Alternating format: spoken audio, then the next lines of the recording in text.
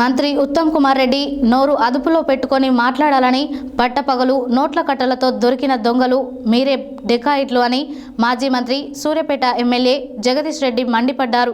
శనివారం సూర్యాపేటలో ఏర్పాటు చేసిన మీడియా సమావేశంలో ఆయన మాట్లాడారు. శనివారం సూర్యాపేటలో ఏర్పాటు చేసిన మీడియా సమావేశంలో మాజీ మంత్రి సూర్యాపేట శాసనసభ్యులు గుంటకల్ల జగదీష్ రెడ్డి ఇరిగేషన్ ప్రాజెక్టులో అవినీతి జరిగిందని కేసీఆర్ని డెకాయిట్లా పోల్చిన మంత్రి ఉత్తమ్ కుమార్ రెడ్డి మాటలపై తీవ్రంగా మండిపడ్డారు. ఉత్తమ్ నోరు అదుపులో పెట్టుకొని మాట్లాడాలని, పట్టపగలు నోట్ల కట్టలతో దొరికిన దొంగలు మీరే డెకాయిట్లు అని రేవంత్ని అనాల్సిన మాటలు ఉత్తమ్ మాపై వాడుతున్నారని అన్నారు. రేవంత్ని అనడం చేతకాక కేసీఆర్పై ఏడుస్తున్నారని, రెడ్ హ్యాండెడ్గా పట్టుబడిన మీరా డెకాయిట్లు, 10 ఏళ్లు ప్రజా సంక్షేమం కోసం పాటుపడిన వ్యక్తి కేసీఆర్ అన్నారు. ఉత్తమ్ భాష మార్చుకోవాలని, ఎప్పుడు ఇలాంటి మాటలు కేసీఆర్ మమ్మల్ని మాట్లాడనీయలేదని, నీకంటే వెనక వచ్చిన వాడు సీఎం పదవి గుంజుకుంటే చేతకాని దద్దమ్మ ఉత్తమ్ అన్నారు.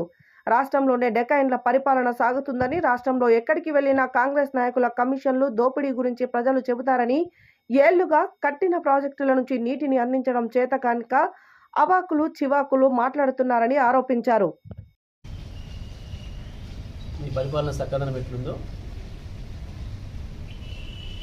మీ ఇరిగేషన్ శాఖ నిర్వాహకం ఏందో, ఎందుకు కాళేశ్వరం నీళ్ళు 4 ఏళ్ళ నుంచి వచ్చిన ఇప్పుడు ఆపిల్ ఉంటుంది. కోతలు పోసిండ్రు, అబద్ధాలు చెప్పి ప్రజలు మోసం చేసే ప్రయత్నం చేశారు. కాళేశ్వరం నీళ్ళు రాలేదు, ఒక చుక్క కూడా, మొత్తం ఎస్ఆర్ఎస్పీ నీళ్ళే మేము దోవిందే, మేము తెచ్చిన ఎస్ఆర్ఎస్పీని మాట్లాడేది. ఇప్పుడు కాళేశ్వరం కొట్టుకపోయింది అని చెప్పాను. మరి ఎస్ఆర్ఎస్పీ మీరు కట్టిన ఎస్ఆర్ఎస్పీ అక్కడనే ఉంది కదా, ఇప్పుడు ఎందుకు వస్తలేవు నీళ్ళు? సూర్యాపేటకి ఎందుకు రావు, తుంగతుర్తికి ఎందుకు రావు, కోదాడికి ఎందుకు రావట్లేదు? చెప్తావా సమాధానం సూటిగా? ఎందుకు నాగార్జునసాగర్ ఎడమ కాలువలో మొన్నటి వరకు మేము 11,000 క్యూసెక్ల నీళ్ళు ఇచ్చినాం, ఎందుకు ఇవాళ కేవలం 6,000 క్యూసెక్లు ఇచ్చి చెరువులు నింపకుండా రైతాంగం పొలాలు ఎండబెడుతున్నాం?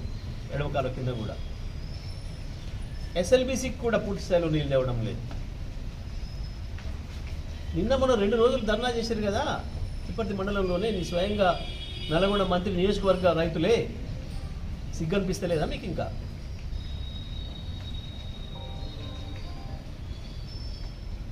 మీరు చెప్పిన అబద్ధాలు మాత్రమే వింటారు, మా బుకాయింపులతోనే నడిపిస్తాం రాజ్యం అనుకుంటున్నారు, కానీ సాధ్యం కాదు. ప్రజలు వెంటబడతారు, రైతులు వెంటబడతారు, తరుముతారు. మీరు ఇదే పద్ధతుల్లో మీ అసమర్థతతోని లేదా మీ కక్షపూరిత వైఖరితోని రైతాంగానికి నీళ్ళు ఇవ్వకుండా, కరెంట్ ఇవ్వకుండా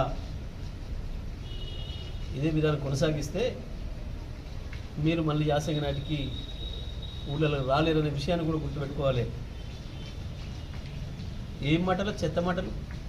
ప్రతి రివ్యూలో, అధికారిక రివ్యూలో ప్రభుత్వ సొమ్ముతోని హెలికాప్టర్లో తిరుగుకుంటా మీరు వాగుతున్న వాగుడు, సులువు వాగుడు, ఏం వాగుడు, చెత్త వాగుడు. బుద్ధి ఉండాలి కదా. ఎక్కడ కూర్చున్నాం, ఏ రివ్యూలో ఉన్నాం, ఇది రాజకీయ సభనా, ఇది అధికారిక సమావేశమా, సోయి ఉండాలి కదా. ఏం చెప్పినావు? కేసీఆర్ మీద ఏడుపు తప్ప